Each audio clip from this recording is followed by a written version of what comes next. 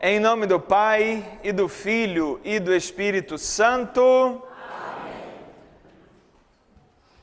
Hoje e semana que vem, aula 8 e 9, nós vamos falar sobre o pecado. Então, que Deus nos acompanhe nosso entendimento, para a gente saber o que é o pecado, e também tirar qualquer ideia errada do que seja o pecado, né? Porque às vezes acha que o pecado é alguma coisa externa a nós, é alguma coisa um lugar que eu vou, ou alguma coisa que eu coma, e o pecado é algo que brota de dentro. É isso que a gente vai entender aqui hoje, e que o Espírito Santo venha sobre nós, ilumine nossas mentes, para que nós possamos falar e ouvir aquilo que seja da vontade de Deus. Vinde, Espírito Santo, enchei os corações dos vossos fiéis e acendei neles o fogo do vosso amor.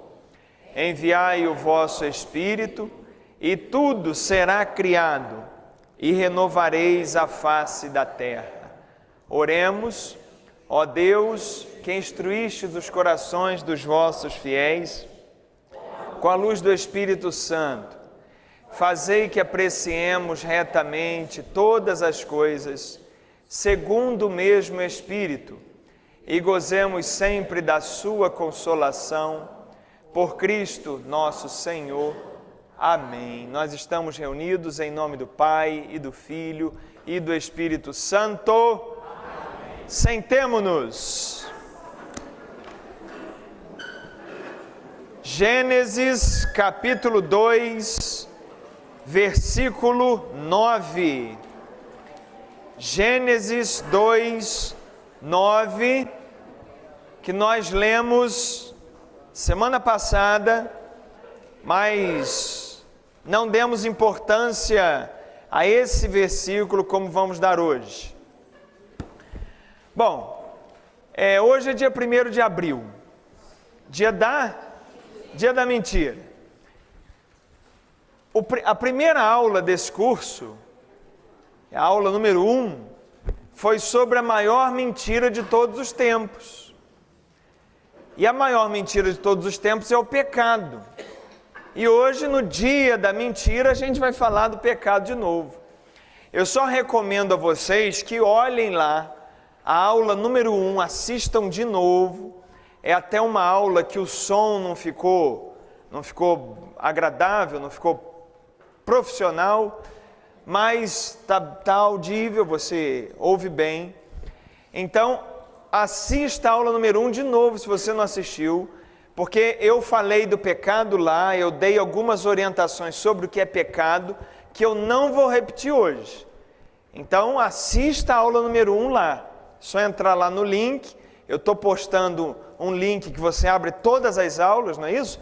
Você abre lá a aula número 1 e assiste sobre o pecado, que foi a primeira aula do curso. Vamos voltar a falar em pecado hoje, dentro desse conceito do pecado original, o pecado dos primeiros pais, o pecado de Adão e Eva. Só uma curiosidade, por que dia 1º de abril é dia da mentira? Quem é que sabe? Existem várias teorias, né? Uma delas é que Jesus Cristo foi crucificado em abril, no mês de abril. A Páscoa caiu em abril, na época em que Cristo foi crucificado. Então ele foi crucificado em abril e o processo contra ele rolou no mês de abril. E o processo foi um processo fraudulento, um processo mentiroso, um processo criado para prendê-lo. Então, o processo foi uma mentira. Então, o mês de abril é o mês da mentira, porque houve um processo mentiroso que condenou Jesus. Então, se colocou no 1º dia de abril, porque não se sabe ao certo o dia. Então, se colocou dia 1º de abril como sendo o dia da mentira, simbolizando esse período, esses dias, esse mês, onde Jesus, por uma mentira, foi condenado e morto. Então essa é uma das teorias, existem outras, mas uma das teorias é essa. Por que 1º de abril é o dia da mentira, tá? Abriram aí Gênesis 2:9? Sim ou não? Sim. Não, tem outras teorias que não tem nada a ver com Jesus, tem outras. Gênesis 2:9, então. Vou ler, a gente já leu na aula 7, mas a gente vai agora pegar um outro detalhe aqui. A gente está estudando a criação do mundo, estudamos, né, a criação do mundo, o primeiro relato, que é um hino, o segundo relato, que foi visto semana passada. Hoje nós vamos entrar na questão do pecado, e hoje a próxima aula são as consequências desse pecado. O que ocasionou para a gente isso? Que onda foi essa que a gente entrou e que está até agora? Então leia aí, 9. O Senhor Deus fez brotar da terra todas... Eu estou lendo certo? Estou. O Senhor Deus fez brotar da terra toda sorte de árvores, de aspecto agradável e de frutos bons para comer. E a árvore da vida no meio do jardim, e a árvore da ciência do bem e do mal. Ponto. Veja bem, aqui fala de um paraíso, né, um jardim. Aonde era esse jardim? Mas aonde era o Éden? Mas onde era o paraíso? Vocês não vieram na aula semana passada? Dentro. Era um estado de espírito paradisíaco, um estado de espírito de intensa união com Deus. Não interessava o local físico, o que interessava era a santidade que o ser humano foi criado. Essa santidade, essa amizade com o Criador, essa perfeição, sem pecado, isso era o paraíso. Não foi isso que a gente discutiu aqui? Tudo bem. E aí ele diz, numa linguagem simbólica, que Deus criou árvores e frutos muito bons, que tudo que pôs ali era muito bom, e que criou 2 árvores em especial. Quais eram essas 2 árvores? A árvore da vida, que ficava onde? No meio do jardim, e a árvore da ciência do bem e do mal. Então essas 2 árvores aí chamam a atenção e tem alguma coisa para a gente entender sobre elas. Vamos pegar aqui a nossa folha. Letra A. O primeiro que está aí é a árvore da vida no meio do jardim, não é isso?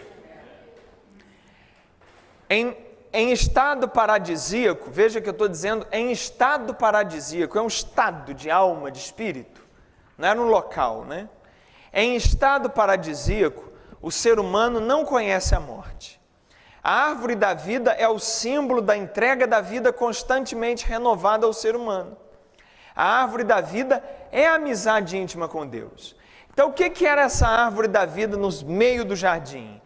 É a vida sem fim, a vida que não conhece a morte, é a vida que brotava da alma do ser humano intensamente, uma vida que superava a doença, que superava a dor, que superava a morte. Ao dizer que tinha uma árvore da vida no meio do jardim, significa que na alma daquele ser humano que foi criado lá, tinha uma vida que brotava, e que tudo que brotava dele eram frutos de vida, e que o ser humano era um ser altamente vivo, que quanto mais vivia, mais vida gerava. Diferente do ser humano que nós conhecemos hoje, que quanto mais vive, mais doente, acabado, velho, em direção à morte caminha, não é isso? Antes não, o texto diz que havia uma árvore dentro da gente, uma árvore de vida, que dava vida, gerava vida constantemente. O ser humano não conhecia a morte. Então o texto quer mostrar o seguinte, a qualidade do ser humano que foi criado, a qualidade daquele espírito, a qualidade daquele ser que foi criado ali para a vida. Deus nos criou para a vida. Claro até aqui? Agora vamos ver a letra B, a árvore da ciência do bem e do mal. Não falou que tinha uma árvore do bem e do mal ali? Deus não quer que o ser humano participasse, não queria, que o ser humano participasse de seu projeto de maneira cega ou obrigada, mas queria participação consciente e livre. Então, para aqui um instantinho. Deus fez esse projeto todo, mas Ele não criou robô, Ele não criou marionetes, Ele criou seres com inteligência. E Ele tendo dado tudo a esse ser, Ele deu agora uma árvore do conhecimento do bem e do mal. Que árvore era essa? É a sua liberdade. A árvore do conhecimento do bem e do mal é o seu livre-arbítrio. É a sua capacidade de dizer: eu quero esse projeto, eu não quero esse projeto. Eu quero participar dessa vida, eu não quero participar dessa vida. Essa árvore do bem e do mal, que foi posta lá no paraíso, você já entendeu que foi posta dentro do ser humano, que é a árvore da sua capacidade de dizer: eu confio em Deus ou eu não confio. Eu vou fazer o que Ele está dizendo ou eu não vou. Essa árvore que você faz uso dela o dia inteiro. Você não faz uso dessa árvore o dia inteiro? O dia inteiro você toca ou não toca nessa árvore. O dia inteiro você escolhe se você vai fazer a vontade de Deus ou não. O dia inteiro você escolhe se você vai cumprir o evangelho ou não. Tem hora que você cumpre, tem hora que você não cumpre. Não é assim? Ou é só comigo que acontece isso? Todo mundo, né? Com essa aqui eu cumpro o evangelho, eu te amo, minha irmã, seja bem-vindo, Deus te abençoe. Essa aqui que me maltratou, eu nem quero olhar para a cara dela. Ela é o evangelho, eu sei qual é, eu sei o que o evangelho pede, mas eu não quero falar com ela. Não tem isso? A gente não faz isso? Então, você está usando essa árvore. Essa árvore é a árvore do bem e do mal. Então, continua aqui, ó. Por isso, pôs diante do homem essa segunda árvore. Ela é simplesmente a nossa liberdade. Foi isso que Deus colocou no meio da alma humana, a condição de optar livremente diante de sua proposta. Deus não queria fantoches. Deus, ao criar o ser humano, não criou um ser humano igual o cachorro. O cachorro, ele não tem a árvore do bem e do mal. Ele só tem um instinto. Ele faz as coisas e nem sabe por que está fazendo. Não é isso? Você briga, xinga, bate no cachorro. Você chega em casa, ele está pulando para você. Ele não fala assim: não, hoje eu não vou falar com ele não, porque ele tem que melhorar, ele não pode fazer isso comigo. O cachorro não tem isso. O cachorro não tem, aliás, nem 1% da quantidade de problema que você tem por ter essa árvore, por ter essa consciência. Mas o cachorro, ele vive pelo instinto.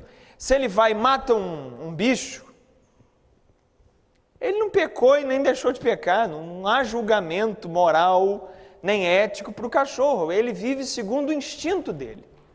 É um instinto. Só que o ser humano, quando Deus criou, ele criou um negócio diferente.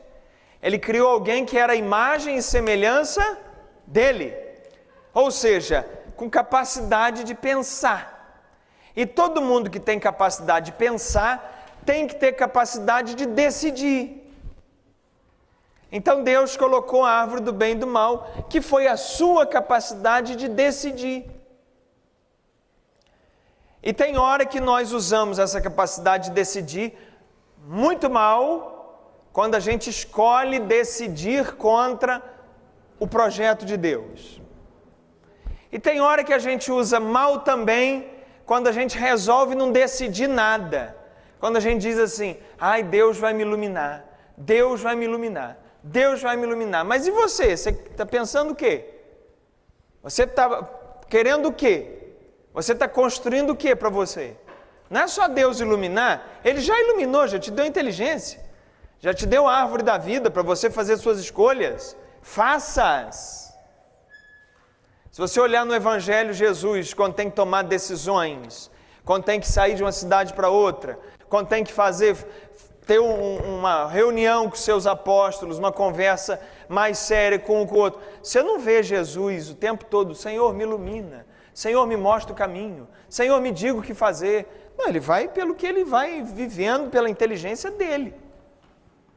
Nós podemos pedir a iluminação de Deus? Podemos, mas temos que saber que temos inteligência e é para ser usada. É para você usar. Então, se você usa a inteligência, guiando-se na palavra de Deus, ótimo, vai embora. Então, veja, é isso que Deus colocou no ser humano. A capacidade de pensar, a capacidade de decidir e a capacidade de dizer não até para Ele. Eu duvido que se você fizesse uma criatura, que você ia dar essa condição para ela, dizer não para você. Você não ia fazer isso, eu não ia fazer. Deixar uma criatura livre. Você não quer deixar seu filho livre para escolher a profissão que ele quer? Você quer escolher para ele? Você imagina deixar livre a condição de um filho seu virar para você e falar, eu não te conheço, eu não quero saber de você. A gente não tem essa capacidade emocional de fazer isso que Deus tem. Mas foi exatamente isso que Deus deixou ali na árvore do bem e do mal. Está claro isso, gente? Sim ou não? Sim. Amém ou misericórdia? Amém. Agora é o seguinte, o pessoal fala que a Eva comeu a maçã. Vocês já ouviram falar a maçã? Os desenhos que se faz com a maçã. Era maçã? Não, primeiro que não era fruto nenhum. Era tudo decisão interna que o texto simbolicamente põe na linguagem de fruto. A gente já está entendendo isso aqui, sim ou não? Só que esse fruto, a maçã, por que ficou como maçã? É uma curiosidade. Por que não fala que é uma pera, uma jaca, um mamão? Mas o pecado foi grande. A maçã é por quê? É porque na língua latina, no latim, preste atenção, no latim, existe uma palavra que é malum. Malum, no latim, tem dois significados, mal e maçã. No português também tem isso. A palavra manga significa o quê? Manga de roupa e manga fruta. Então, se eu falar assim para você, árvore da manga, você vai pensar numa manga fruta, mas também pode pensar numa árvore, um monte de manga de roupa pendurada. Tá certo também. Eu tenho que explicar melhor, não é? Que manga que você está falando? Então, no latim, aqui tem um monte, né? Extrato. Se eu falar assim, pega o extrato para mim, o que você pega? Tem o extrato de tomate também. Né? Então, são palavras que têm vários significados. No latim existe malum. Malum significa mal e maçã. Então, quando fala assim, você lendo no latim, árvore do conhecimento do bem e do malum, você pode tanto ler como árvore do conhecimento do bem e do mal, como árvore do conhecimento do bem e da maçã. Então a maçã ficou simbolizada como símbolo do mal, porque no latim, mal e maçã é a mesma palavra. Então a maçã ficou símbolo do mal, só por isso. Está claro isso? Mas que lá a Eva comeu maçã, não comeu nada. Eva tomou uma decisão, que a gente já vai ver. O comer a fruta é tomar uma decisão contrária a Deus. E onde entra a serpente? A serpente? Nós vamos chegar na serpente. A senhora pode ficar tranquila, que a senhora já vai ver o canto da serpente. Oi. Folhinha? Hã? Folhinha em forma de figueira? Calma, vocês estão muito apressados. Calma, a outra já quer a serpente. A outra já quer a folhinha que eles taparam o bingolim. Pelo amor de Deus, meu filho. É serpente, calma. A gente está na árvore. Não é? Vamos lá. Que coisa. Vamos abrir aqui. Deixa aberto aí, por favor, Mateus 15, 10. Mateus 15, 10. E lá na frente, abre, por favor, 1 Timóteo.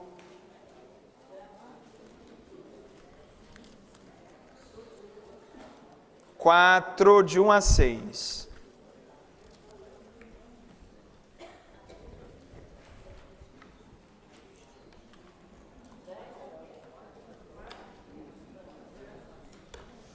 Primeira Timóteo 4, de 1 a 6. E a primeira é Mateus 15, 10.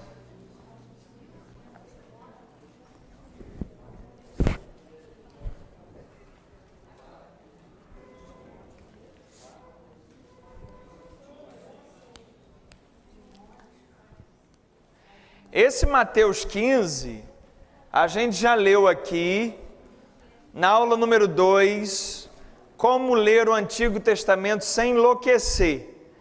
Quem não assistiu a aula 2, vai lá e assista. Essa aula é fundamental para você estar aqui entendendo o Antigo Testamento. Então, só vamos recobrar aqui a ideia, por quê? Como o texto vai falar de árvore, de fruto, de comer coisas, pode ter gente achando que tem comidas que são pecaminosas. Os adventistas do sétimo dia não comem carne de porco. Os judeus não comem carne de porco e outras carnes mais. Então, será que há alguma coisa que traz pecado ao comer, ao tocar, algum endereço que eu vá e por passar por aquele endereço eu fique impuro, pecaminoso? Então, a gente já sabe que não, porque vocês estavam na aula número 2, mas só para relembrar, vamos ler só o versículo 10 e 11 e depois a gente pula para o Timóteo. Depois, falando de Jesus, né? Depois Jesus reuniu os assistentes e disse-lhes: ouvi e compreendei, não é aquilo que entra pela boca que mancha o homem, mas aquilo que sai dele, eis o que mancha o homem. A gente já viu isso aqui, você já sabe. Então não tem comida que você coma que vai te tornar pecador, não existe. No ensinamento de Jesus Cristo, isso não existe.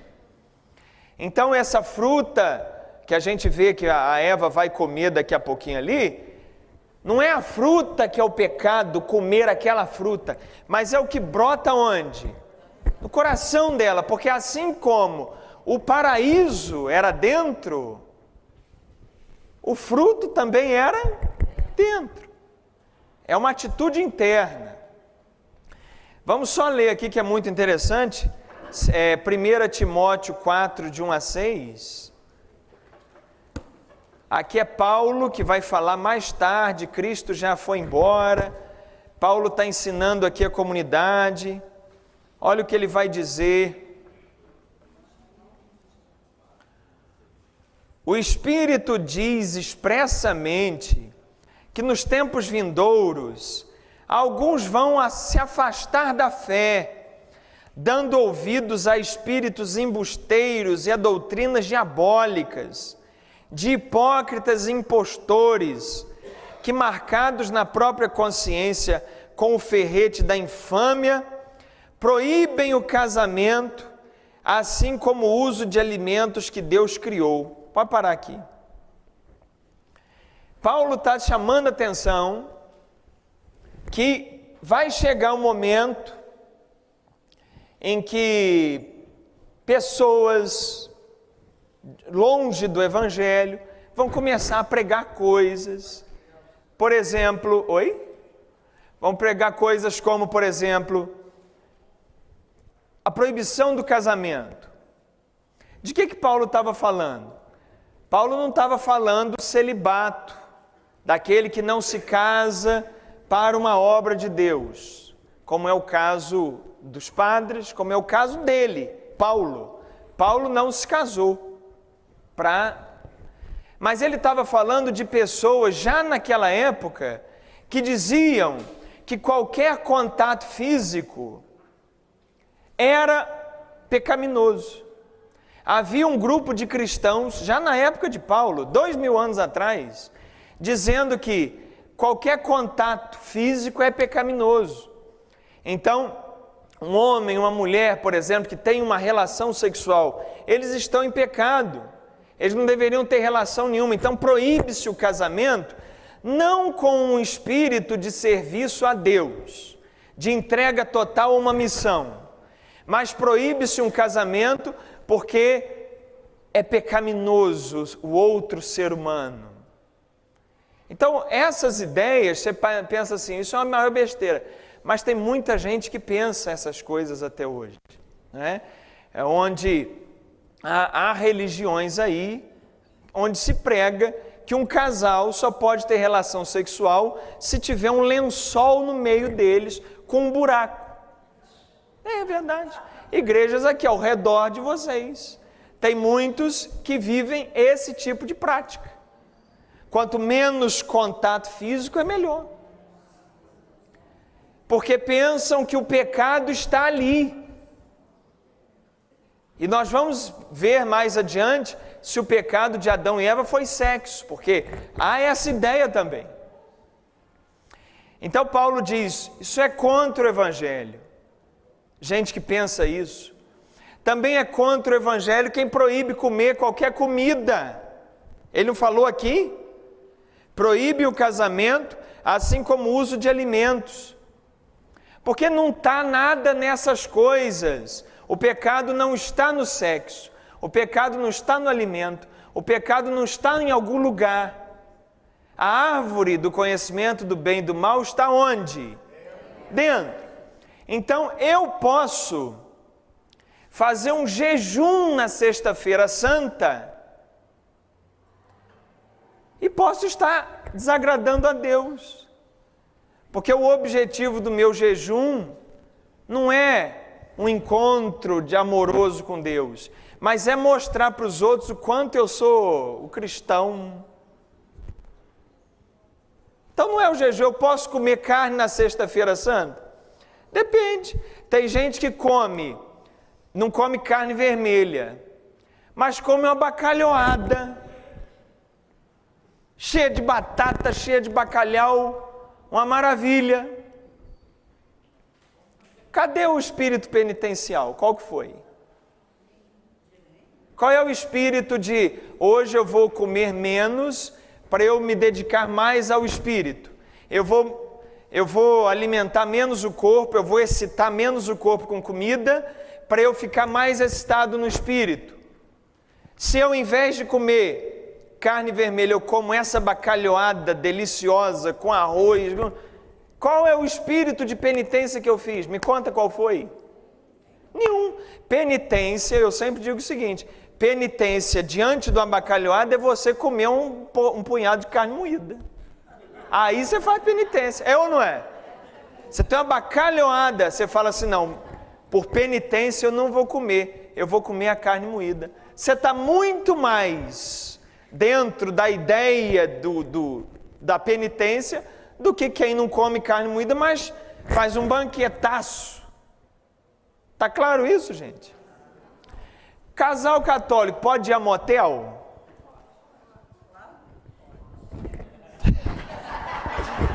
Você tá animada. Isso aqui olhou para mim, é lógico.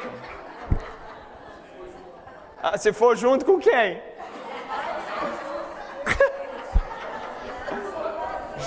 Eu disse casal católico. Se for os dois. Mas se for a turma do SCC, já complica. Então, o pecado está no motel? Ah, não, lá é um local de prostituição. E se eu for lá, eu me contamino. Mas o pecado não está nos lugares. O pecado está nas suas escolhas. Então, se um casal está, sei lá, comemorando alguma coisa, está querendo apimentar o relacionamento, de vez em quando tem que fazer isso, não tem? Adriana, de vez em quando tem que dar uma, não é? E ele decide ir a um motel, eles dois tomarem um champanhe, sei lá o que, curtirem ali o casal, o relacionamento deles. Não é o ambiente que vai fazer nada. Até porque Jesus andava nos piores ambientes possíveis. Quando ele vai lá, naquela terra dos pagãos, onde tem o demônio que sai do cemitério, e que ele expulsa, que vai para dentro dos porcos, e que os porcos caem na ribanceira abaixo, vocês não conhecem isso? Aquilo ali para o judeu era uma terra de pecado, quem pisasse ali estava em pecado profundo. E Jesus ia lá, e saía de lá, não tomava um banho, nada. Ele saía de lá e ia para dentro da casa dos outros, comer e beber. Ele fez isso tudo para mostrar a você que o pecado não está em nada onde você vai, mas está dentro de você. Dentro. Não é aquilo que você come, não é uma carne de porco, não é nem a carne da Sexta-feira Santa. Não se assuste que eu estou dizendo não. Porque não adianta você, hoje, Sexta-feira Santa, eu não vou comer carne. Mas o jejum do amor, do perdão, da misericórdia com o outro, da paciência, você não pratica. E esse é o jejum que está valendo. Aí você não come carne na Sexta-feira Santa e fica lá com a cara bonita. Come canjica e não aguenta mais. Enquanto come canjica, vira a cara para o irmão na rua. Então, gente, essa religião aí não é a religião de Jesus, não. Não é.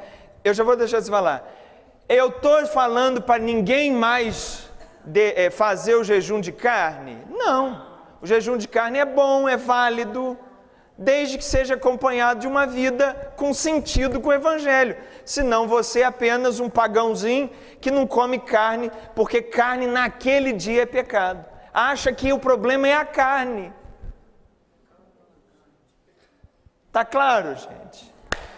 Fala você. Essas informações que você passa para nós, infelizmente a gente não consegue ler. Então, essas informações que eu passo para vocês não ouvem. Por isso você está aqui, mulher. Se você ouvisse para todo lado, eu ia fazer o que da minha vida? A maioria não está, mas aí quem está tem que praticar. Se você estando praticar, já está bom. Divulga, passa adiante. Tá bom até aí, gente?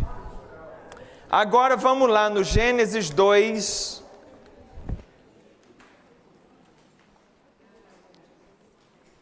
De 15 a 16. Gênesis 2. Olha, eu quero que vocês já deixem dois abertos aí. Gênesis 2:15 e deixa o últimozinho lá de baixo, João 7. Abre os dois. João 7, 14 a 17. A gente sempre está fazendo esse trabalho aqui, para quem está chegando agora, para o Felipe aqui, para a Monstra lá atrás. A gente está... É porque eu conheço ela como Monstra, eu nem sei o nome dela. Qual que é o seu nome? Mary. Mas ela falou que ela é monstra. Não. Ela é o quê? Ela é uma anja. Lá onde? Mas você não conhece. Você não conhece Mary, não. Depois eu vou te contar. Depois do curso você vem aqui. Gênesis 2. Quem está chegando agora, a gente sempre faz esse trabalho aqui, de pegar o Antigo Testamento e comparar com Jesus Cristo. Gênesis 2, 15 a 16 e o João 7, de 14 a 17.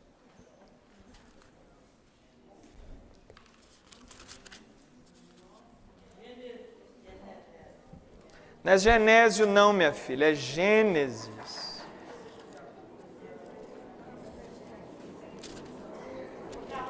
Oi.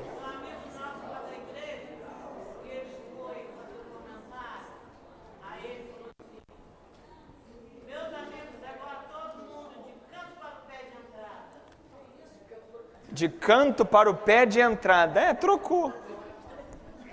Mas você também é ruim, né? Aí fica rindo na missa.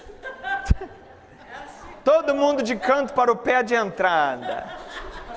Tá bom. Então vamos lá. Gênesis 2, 15 a 16. Posso ler? O Senhor Deus tomou o homem e o colocou no jardim do Éden para cultivar o solo e o guardar. Quer dizer, Deus colocou o homem em si para cuidar de si, guardar a si mesmo. Não é isso? Estamos entendendo isso ou não? Deu-lhe este preceito: podes comer do fruto de todas as árvores do jardim. Olha, Adão, tem ali manga, tem maçã, tem uva, tem pera, tem caju, o que você falou? Cajá, cajó, tem jaca, melancia, jabuticaba, caqui, olha aí, tem tudo, olha, tá vendo, Adão? Tô vendo. Só que tem uma, Adão, que não pode. Pronto, aí que é a desgraça. O que o Roberto Carlos cantou? Tudo que é bom é ilegal, é imoral ou engorda. Então, olha aqui, versículo 16 de novo. Deu-lhe esse preceito: podes comer do fruto de todas as árvores do jardim, mas não comas do fruto da árvore da ciência do bem e do mal. Porque no dia em que dele comeres, morrerás, sem dúvida. Já falamos aqui por que Deus fez isso. Porque Ele queria um ser humano inteligente, que definisse a sua vida. Não adianta falar assim: você ama a Deus? Amo. Por que você ama a Deus? Porque não tem outra opção. Deus não queria esse amor. Deus quer um amor que você opte por Ele. Tá claro isso, né? Aí Deus colocou a árvore lá e falou: olha, você não pode comer dela, porque se comer vai morrer. Preste atenção. Esse mandamento parece que viola a nossa inteligência. Parece que Deus não leva em conta a nossa inteligência. Parece. Por quê? Porque Deus não dá um motivo. Qual que é o motivo? Por que eu não posso comer? Deus não fala o motivo. Deus só fala que não coma, se comer vai morrer. Agora eu vou morrer por quê? O que tem nesse fruto? Qual é o perigo? Deus não explica nada. É um mandamento sem explicação. Ao mesmo tempo que Deus dá inteligência, ao dar o mandamento parece que Ele passa por cima da inteligência. E não explica a esse ser inteligente o porquê. Qual o motivo disso? Alguém já falou. A obediência da fé. O que a gente vê nessa conversa aí de Deus com Adão, que é uma conversa simbólica, mas é uma conversa que tem algo verdadeiro para nos apresentar, é o seguinte: o ser humano é chamado ali a uma obediência de fé. Mesmo que eu não entenda os motivos, o motivo é o porque Deus falou. Se Deus falou, já me basta. Eu não tenho que saber o porquê. Eu não tenho que querer explicações. Se é um desígnio de Deus, para mim já está bom. Então a ideia aqui é dizer, olha, o ser humano é chamado a ter uma relação com Deus de fé, não uma relação intelectual.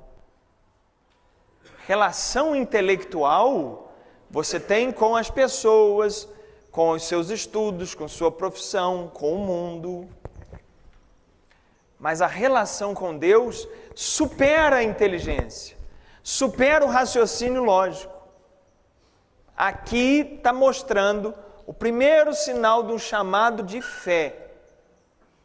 Não tem explicação. Se você seguir, é porque você acredita em Deus. Se você não segue, é porque você quer muita lógica, quer muita explicação.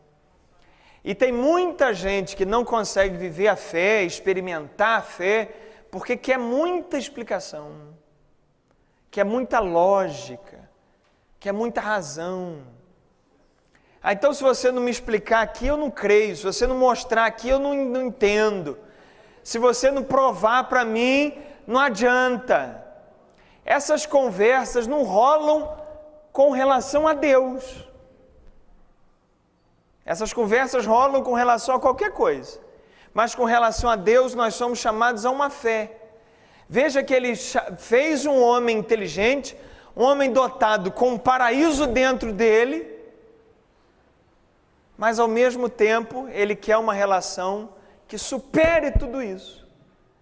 É uma relação de fé. Você acredita? Você quer? Você crê?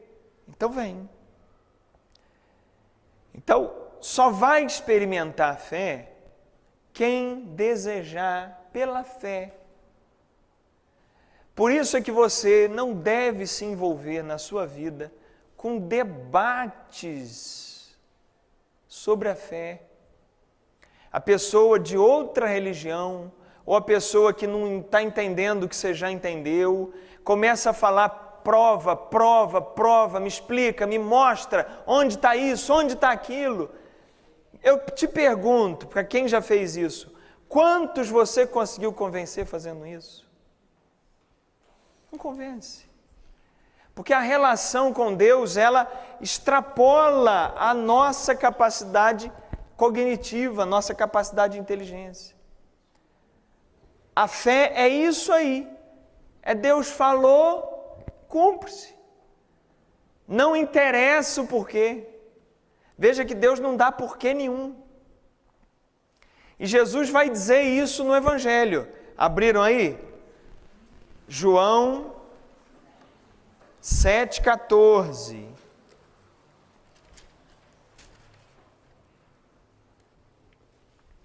Lá pelo meio da festa, Jesus subiu ao templo e pôs-se a ensinar.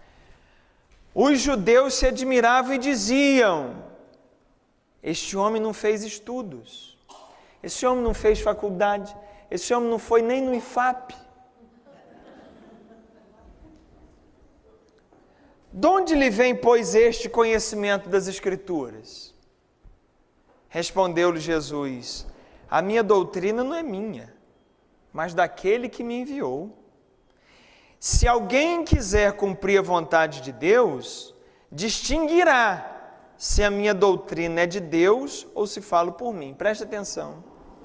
Se alguém quiser cumprir a vontade de Deus, aí ele vai entender se a doutrina é de Deus, se não é. Se alguém quiser cumprir a vontade de Deus, é que vai distinguir as coisas. Se alguém quiser cumprir a vontade de Deus, é que vai entender. Antes de entender, você tem que se entregar. Não é entender para se entregar. Está claro o que está dizendo aqui? É se entregar para entender. Então eles estavam falando lá, mas Jesus, esse cara não tem escolaridade nenhuma, é analfabeto quase, só sabe ler porque o pai ensinou lá alguma coisa, mas não tem estudo, não tem nada. Como é que ele tem esse conhecimento das escrituras assim? Na verdade eles estavam dizendo, esse cara tem que provar o que ele está falando, não era isso? Ele tem que mostrar quais são as credenciais dele, que formação ele tem, os títulos, os certificados. Ele tem que mostrar isso para a gente, senão que história é essa? Era isso que eles estavam discutindo. Prova o que você está falando. Me dê provas daquilo que você está falando. Aí Jesus vem e fala o quê? Versículo 16? 17. Se alguém quiser cumprir a vontade de Deus, ele vai distinguir o que eu estou falando. Porque aí ele vai entender. É igual debate com ateu. Deu um debate hoje, um padre e um ateu. Perda de tempo. Total. Conversa fiada. Eu vou sentar com meu irmão evangélico, protestante, eu vou mostrar a ele. Meu filho, pelo amor de Deus, não faz nada disso. A fé não vem pela inteligência. A inteligência vem pela fé. Então o mandamento de Adão, de que Deus deu a Adão, era um mandamento sem explicação, porque era um mandamento que dependia de fé. Fé que supera qualquer explicação lógica. Transcendente, acima de nós, acima da inteligência. Quando a gente canta aquele hino de Corpus Christi, tão sublime sacramento, vamos lá, vamos lembrar, tão sublime sacramento, adoremos nesse altar, pois o Antigo Testamento deu ao Novo seu lugar. Venha a fé por suplemento, os sentidos completar, porque pelos sentidos você não entende a Deus. Quais são os sentidos? Visão, audição, tato, olfato, paladar. Pelos sentidos você não entende a Deus. Então vem a fé por suplemento, vem suplementar, vem complementar isso para a gente poder entender. Esse é o sentido do mandamento que Deus deu a Adão. Amém? Amém. Vamos falar da cobra da mulher ali?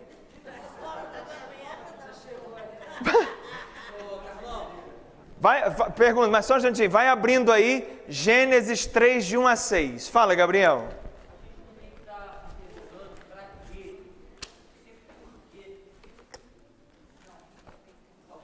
Ao contrário, ficar se interrogando. Por quê? Para quê? O que eu vou fazer com isso? Porque se eu fico no porquê, o porquê não me adianta nada. O porquê só me leva para trás. O para quê me põe para andar. Então você vê que no mandamento aqui não tem porquê. Não é? Agora Gênesis 3, de 1 a 6. Nós vamos falar da serpente dela. E a tanguinha que ela falou, da folha de figueira, vai ser só semana que vem. Tá? Calma. Segura lá. Hoje vai mostrar a cobra, semana que vem vai tapar a cobra, tá certo assim? Então eu vou ler Gênesis 3, de 1 a 6. A serpente era o mais astuto de todos os animais do campo que o Senhor Deus tinha formado. Para aí já. A serpente Vocês acharam que tinha uma cobra lá assim mesmo, e que falou com Eva, botou a linguinha assim? Eva. Todo esse cenário aconteceu dentro. Essa serpente é a tentação, é aquela serpente que... Você não tem uma serpentinha, não? Eu tenho. Vem ela e fala: olha aquele fruto ali. Tem uma serpentinha assim. Eu não vou perguntar para Ricardo se tem, porque é Elisa dali. Mas, por exemplo, Jorge, que a mulher não está aí. Você tem a serpentinha? Tem, né? Essa serpentinha é brigadeira, não. Não, mulher não tem serpentinha. Será que a minha esposa tem uma serpentinha?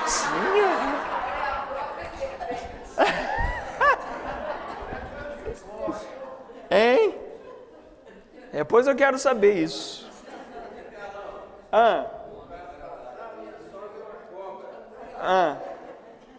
Minha sogra é uma cobra, é. A minha não. A minha é um anjo. Um anjo que caiu do céu. A vassoura aqui. Então, preste atenção aqui. Por que eles usam cobra como a serpente, né? Porque a serpente, naquela época em que foi escrito isso aí, era adorada pelos povos pagãos ao redor. Então existia ofiolatria, a religião da serpente. Eles faziam imagens de serpentes, eles adoravam a serpente como se fosse um deus. E vocês lembram que eu já falei que Gênesis também está respondendo a essa gente toda que pega coisas da natureza para botar como se fosse Deus. E aí Gênesis vem dizer, ó, a serpente foi criada por Deus. Ou seja, vocês ficam adorando serpente? Adore quem criou. Então, eles... Esse relato não foi muito antes disso? Não. Esse aqui, Gênesis 3? Antes do quê? O texto foi escrito quando já existiam as religiões. O texto foi escrito 1000 anos antes de Cristo. Já existiam todas essas religiões aí. Sim, mas naquela provação de dentro da Eva foi aqui. Provação de dentro da Eva não tem nada a ver com serpente. Tá? A serpente aí é um simbolismo para dizer o que estava dentro da Eva. Mas eles usam mais tarde, quando eles escrevem o texto, que esse texto não foi escrito na hora, e a Eva está com a serpente, deixa eu anotar aqui. Não, isso é história, gente, criada depois para fazer a gente entender um monte de coisa que a gente está entendendo aqui. Então eles usam assim o simbolismo da serpente, porque existiam religiões naquela época, quando isso foi escrito, que adoravam a serpente. Tá? Então era só um meio de falar, ó, vocês estão adorando serpente? Adore a Deus, porque Deus é que criou a serpente. Tá claro? Então vamos continuar aqui, ó. Ela disse à mulher. Então vem a serpente e fala assim, ó. Tem uns detalhezinhos que eu anotei no texto.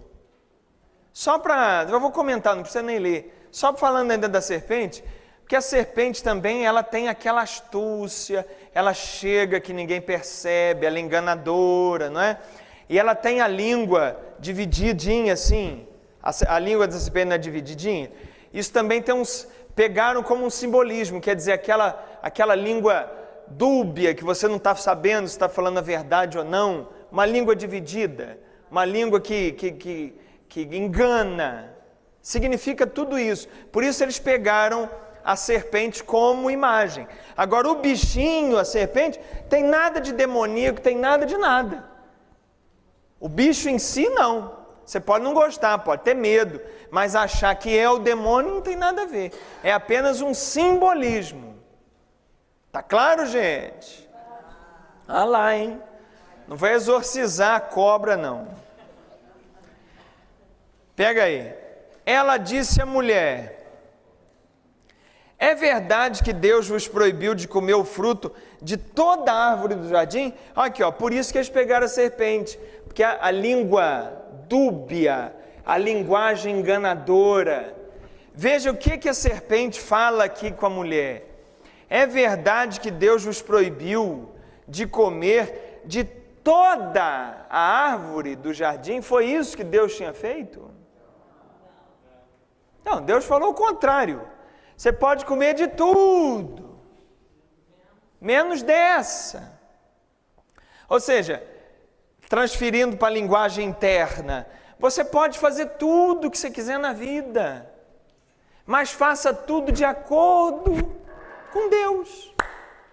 Estando de acordo com Deus, você pode fazer tudo, transformando essa linguagem na linguagem espiritual. Vem a serpente enganadora e já quer... Eva, é verdade que Deus proibiu comer tudo.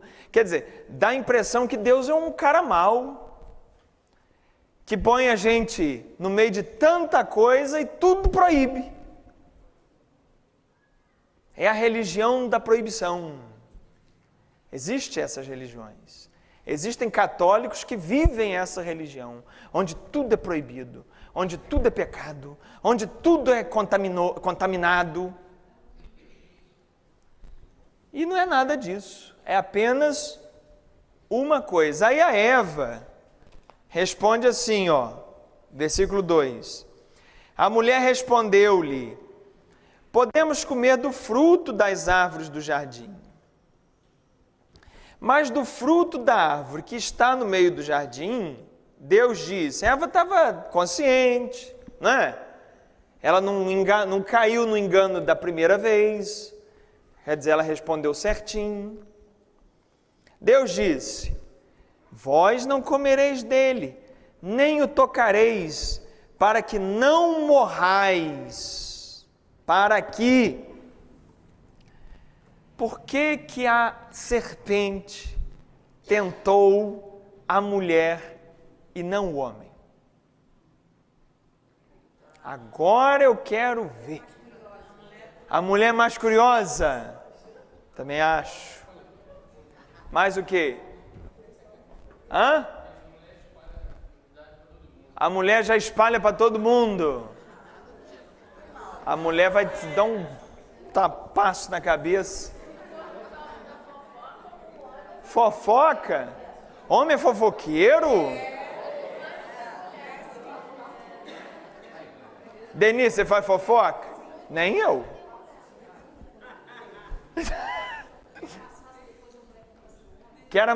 Essa a Eusinete falou. A Eusinete, Paulinho, acabou de declarar o que ela faz com você. Se você ficar inteligente, você percebeu. A Eusinete falou assim agora, é porque a mulher convence o homem mais fácil. Paulinho, você está ferrado, Paulinho. Também eu acho verdade. Lá em casa não acontece isso, não. Mas nas outras casas que eu vejo, a mulher vem, o cara leva um dia pensando, hein, Geraldino? Um dia pensando, tomando a decisão. Aí ele toma a decisão sofrida. Vem a mulher, não é nada disso, acabou. Tem, cara, eu que escrevi, eu vou ler. Vai. Você está ansiosa, hein? Meu Deus, enquanto eu não chegar nessa folha de figueira, essa mulher não vai aguentar. Deixa eu explicar então. Por que a mulher foi tentada? Veja bem, que interessante. Quando Deus deu o mandamento de não comer do fruto, que a gente leu agora há pouco, a mulher ainda não tinha sido criada. Porque Deus dá o mandamento ao homem. Depois é que ele vai criar a mulher, que é o texto que a gente leu semana passada. Depois, se você ler na sequência, você vai ver. Ele dá o mandamento e depois é que ele cria a mulher. Então a mulher não recebeu, presta atenção onde nós vamos chegar. A mulher não recebeu o mandamento direto de Deus. A mulher recebeu de quem? Do homem. Ou seja, a mulher foi catequizada. que significa isso? Significa que nós também não recebemos nenhum mandamento direto de Deus. Você recebeu algum? Deus falou, vem cá, tem um negócio para te falar. Deus falou isso? Não. Nenhum dos mandamentos, nenhuma das orientações do Evangelho, você recebeu de Deus. Nós, nesse caso, estamos igualzinho quem? A Eva. Olha que interessante. Significa a mesma coisa que significou o mandamento para o Adão. O mandamento para o Adão não significava fé, porque não tinha explicação. E o mandamento para Eva também é fé. Fé naquelas pessoas que pregam o ensino de Deus. Adão foi um pregador para Eva, foi o catequista da Eva. Embora ela não recebeu direto de Deus o mandamento, ela tem que confiar do mesmo jeito, que é a nossa situação aqui. Você viu Jesus? Esteve com ele? Não, eu não vi, nunca tive com ele, nunca olhei no olho dele, não sei nada. Tudo que eu sei de Jesus vem através de um Adão, que no caso pode ser os evangelhos, por exemplo, os textos aí de Mateus, Marcos, Lucas, João. Esses são meu Adão hoje. Eles é que estão me ensinando. Pode ser o meu padre, pode ser o meu pastor, pode ser o meu catequista, a minha catequista lá. Eu tenho Adões que falam para mim. É verdade ou não é? E aí, por causa disso, eu tenho que crer menos? Não.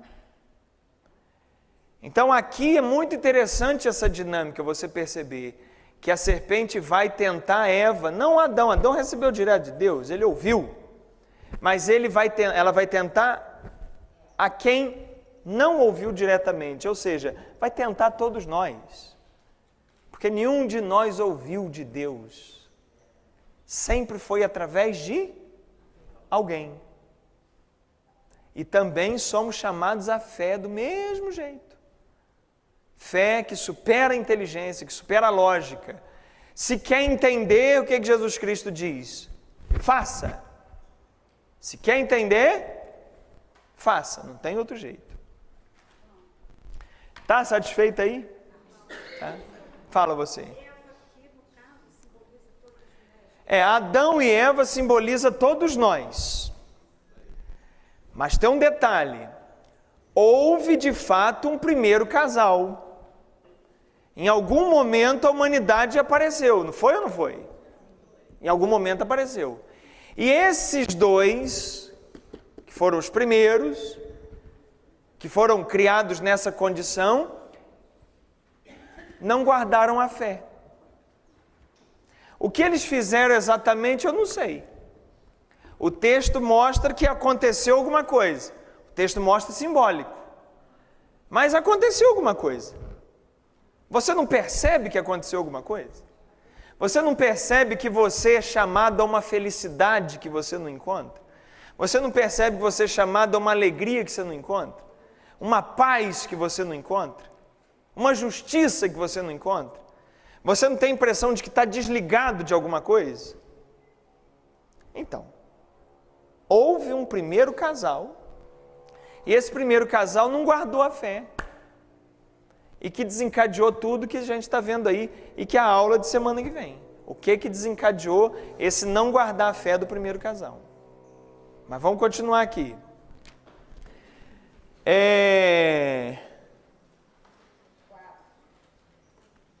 Sim, versículo 4. Tudo que eu estou dizendo está no texto, tá? Versículo 4. A Eva tinha falado no 3... que Deus não proibiu comer tudo, proibiu comer umzinho só. Aí a serpente fala assim, não, tornou a serpente, vós não morrereis, mas Deus bem sabe que no dia que dele comerdes, vossos olhos se abrirão, e sereis como deuses, conhecedores do bem e do mal. Que vai morrer nada, Eva. Deus é um invejoso. Ele quer a glória só para Ele. Ele quer a felicidade só para Ele. Larga de ser bobo, larga a mão de ser boba. Vai lá e come. Você vai entender o que é o bem e o mal. E aí eu te pergunto, o pecado, esse que a tentação despertou, e que Eva vai cair, a gente não leu ainda, mas você sabe que ela vai cair, você já sabe disso. Esse pecado aí, foi sexo? Pela explicação que eu já dei antes, você já sabe que não. Mas até porque você vai entender duas coisas. Pega aqui a folha. Pega aí a letra D, o 3D.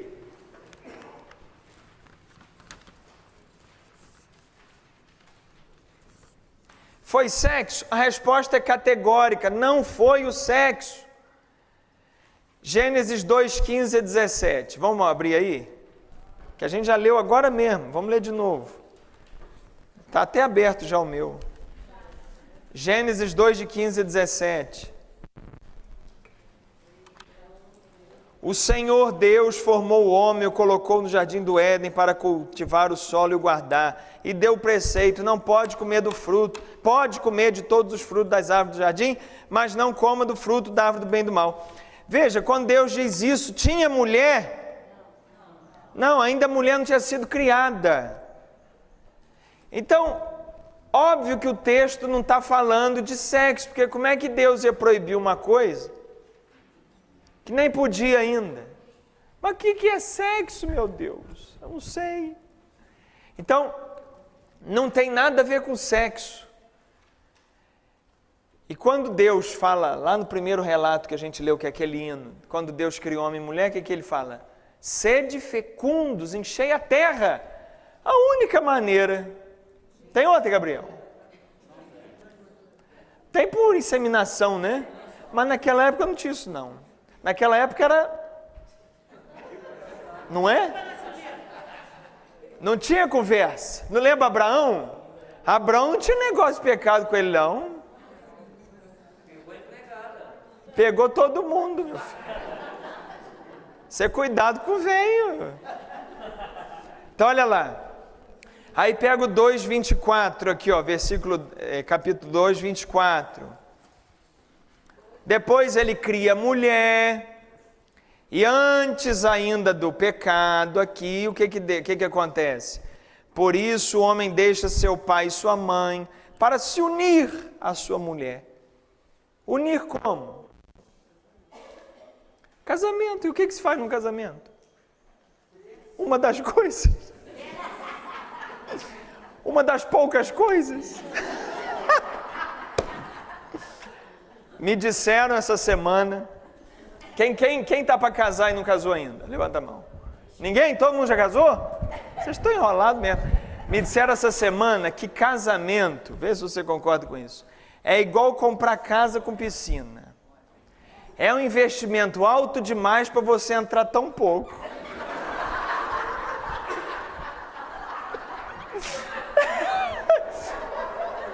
Me disseram isso, eu não sei. Então. Bom. Então.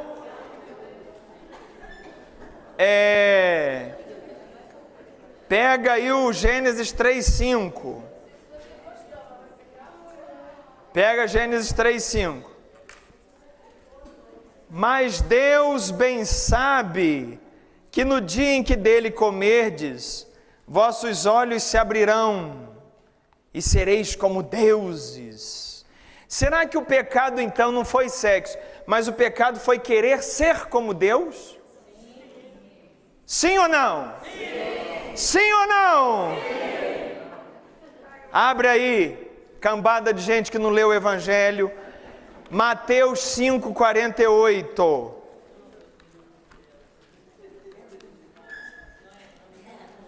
Mateus 5:48. Jesus vai falar.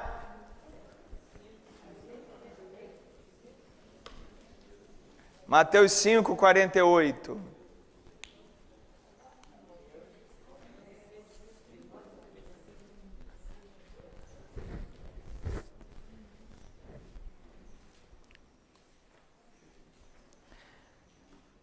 Mateus 5:48, Jesus fala o seguinte: portanto, sede perfeitos, assim como vosso Pai Celeste é perfeito. O que Jesus manda a gente fazer? Ser igual a Deus. Mas não é isso? Então o pecado também não é querer ser igual a Deus, gente. Pensa um pouquinho. Você tem que querer ser igual que o diabo? Você tem que querer ser igual a Deus mesmo. Querer ser igual a Deus é o que a gente quer. É a meta que Jesus colocou, sede perfeitos como o Pai.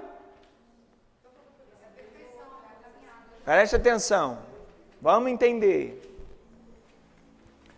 O pecado sempre é qual?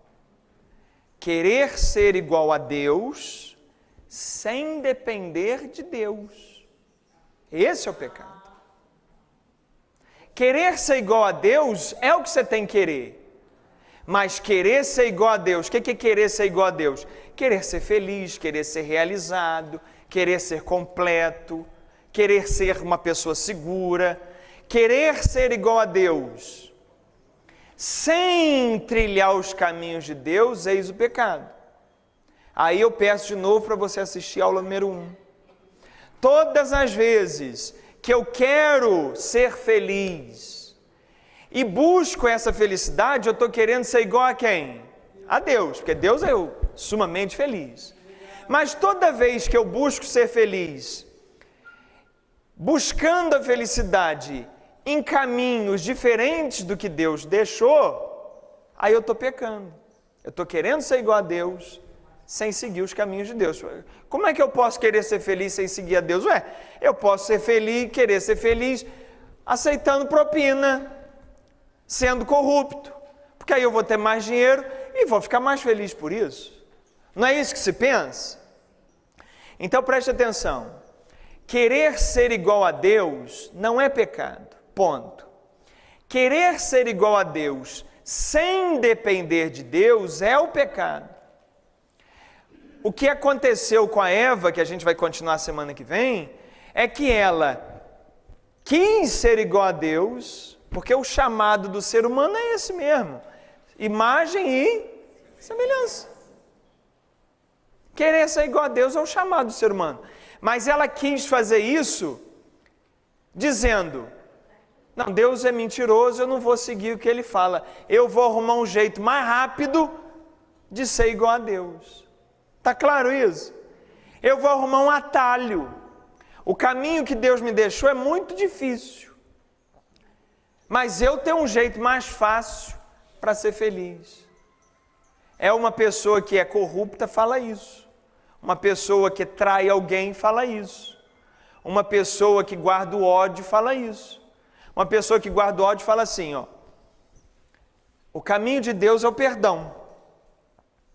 Mas eu não vou conseguir, eu não vou praticar isso. Eu vou arrumar um outro jeito de eu ser feliz, o outro jeito de eu ser feliz, o outro jeito de eu ser firme, de eu ser seguro na vida é qual? Guardar o rancor, o ódio. Então ela quer se realizar, ela quer ser igual a Deus, mas ela quer fazer isso por caminhos diferentes dos deixados por Deus. O que Eva fez? Queria ser igual a Deus, mas preferiu ouvir a serpente, preferiu ouvir a tentação, do que ouvir o próprio Deus. Isso é o pecado. Vou dizer de novo, e última vez que eu falo, pegue a aula número 1, que é todinha sobre isso, e assista. Assista de novo, porque você ouviu lá em fevereiro e já esqueceu tudo. Ouve de novo. Amém? E para terminar, Romanos é antigo ou é novo? É o novo, é uma carta de Paulo, depois de Atos dos Apóstolos, vem Evangelhos, vem Atos dos Apóstolos, aí vem Romanos. Romanos 8:19.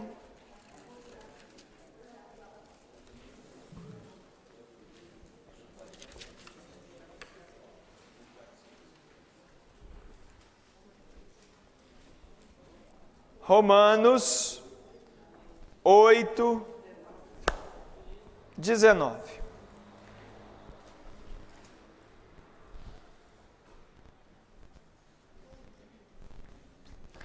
Você vê que o Antigo Testamento... Ih, chegou minha piscina, olha minha piscina.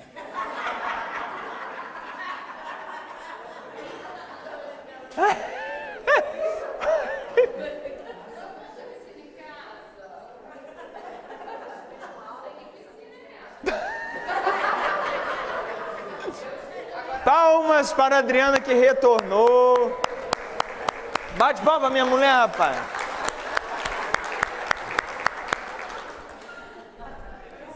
Adriana. E olha, ela é louca para ter uma casa com piscina. Romanos 8:19-22. Olha o que Paulo vai falar sobre a criação toda, o pecado. Olha que interessante que ele fala aqui. Por isso, a criação aguarda ansiosamente a manifestação dos filhos de Deus. Toda a criação, Paulo está dizendo, tudo que existe, as pedras, as árvores, o ar, as águas, os animais todos, tudo aguarda a manifestação dos filhos de Deus. 20. Pois a criação foi submetida à vaidade, não voluntariamente, não por vontade dela, mas por vontade daquele que a sujeitou. O que ele está dizendo aqui? Que o homem, ele não era o rei da criação, ele não era? Deus não colocou tudo na mão dele, a gente não viu semana passada? Sim ou não? Tudo, peixes, árvores, animais, seres, Deus colocou tudo a serviço do homem. Como o homem caiu, levou tudo com ele. E aí Paulo está dizendo, toda a criação está esperando que esses filhos de Deus se manifestem para cuidar dessa criação. Porque o que a gente tem visto? Um ser humano descuidado da criação. Um ser humano que vai destruindo a criação. Então Paulo já diz isso 2000 anos atrás. Sem a quantidade de poluição que a gente produz hoje, ele já dizia. Olha o que ele vai dizer, ó, leia aqui, 21. Todavia, com a esperança de ser também ela libertada do cativeiro da corrupção. A natureza toda caiu junto com a queda do ser humano, porque perdeu aquele que cuidaria dela. Para participar da gloriosa liberdade dos filhos de Deus, pois sabemos que toda a criação geme e sofre como que dores de parto, até o presente dia. Bonito, não é? E aí pega aqui o texto, a letra F, para a gente concluir. Não existia vale, não existia corrupção, não existia nada na corrupção da vale. Interessante notar que a criação inteira, olha só, a gente tem que pegar os detalhes do texto. A criação inteira esteve envolvida na queda original. Lá naquela cena do pecado, a criação toda participa. O reino vegetal está lá? Tá, porque tem uma árvore, tem um fruto, tudo simbolicamente, mas mostrando como tudo está envolvido. O reino animal estava envolvido? Estava, tinha uma serpente. O ser humano estava envolvido? Estava, tinha um homem, a mulher. Daí se entende bem o que São Paulo afirmou em Romanos, que as criaturas irracionais estejam agora como que contrariadas, sujeitas à vaidade, sofrendo a corrupção, sofrendo mal-estar causado pelo pecado no mundo. Amém? Na próxima semana, na próxima aula, a gente vai continuar estudando esse texto de Gênesis sobre o pecado. E aí a gente vai ver as consequências disso. Porque na verdade a gente está falando pecado, pecado, pecado, mas o pecado a gente nem viu ainda. A Eva nem comeu a maçã. A gente vai ver semana que vem. Vamos rezar então, em nome do Pai, do Filho e do Espírito Santo. Amém. Agradeçamos a Deus pelo nosso encontro. É bom, não é? Eu gosto de vir aqui. Gosto mesmo, de verdade. E que nós possamos seguir e entendendo que o paraíso e o pecado não é nada externo, mas é tudo dentro de mim. Se nós entendermos isso, e nós vamos entendendo também que o reino também é dentro, a gente vai entender o que é viver a religião de nosso Senhor Jesus Cristo. O Senhor esteja conosco. Nós estivemos e estaremos sempre reunidos em nome do Pai e do Filho e do Espírito Santo. Amém. Grande abraço, tchau!